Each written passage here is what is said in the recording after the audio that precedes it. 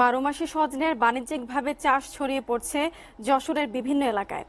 এই জাতের সজনে চাষে খরচের চেয়ে লাভ বেশি হওয়ায় জেলার অধিকাংশ কৃষকই এখন বারোমাসি সজনে চাষ শুরু করেছে।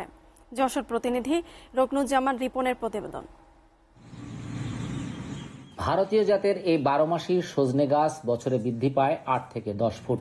রোপণের পর মাত্র 6 মাসের ব্যবধানেই গাছে ফল আসে। প্রতি সজনের আকৃতি 2 থেকে 2.5 ফুট লম্বা হওয়ার পাশাপাশি ওজন 70 থেকে 80 গ্রাম। প্রতিটি গাছই রোপণের পর থেকে 10-15 বছর বেঁচে থাকে। সাধারণত এ সজনে গাছে খরচ তেমন না হওয়ায় জেলার অধিকাংশ এলাকাতেই এখন উন্নত জাতের এই 12 মাসি সজনে চাষ হচ্ছে। ফলটাও দেখতে শুনতেও ভালো, বা 12 মাস হয়, এতে লাভবান অনেক।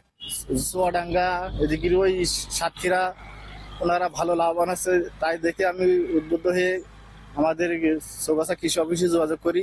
প্রাথমিকভাবে ইউটিউবে এ সজনে চাষ দেখে জেলার চৌগাছা এলাকার কিছু তরুণ কৃষি উদ্যোক্তা এর চারার সন্ধান করতে থাকে।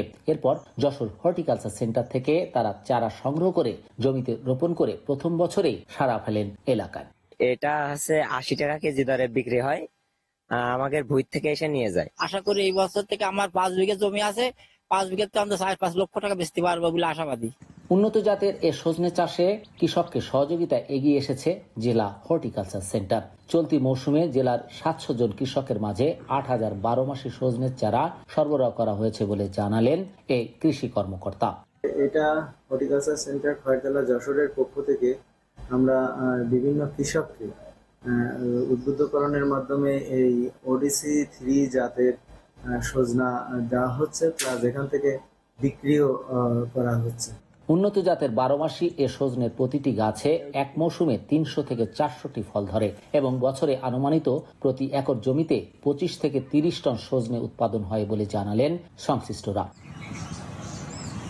Roknuzzaman Ripon, SA TV, Jessore.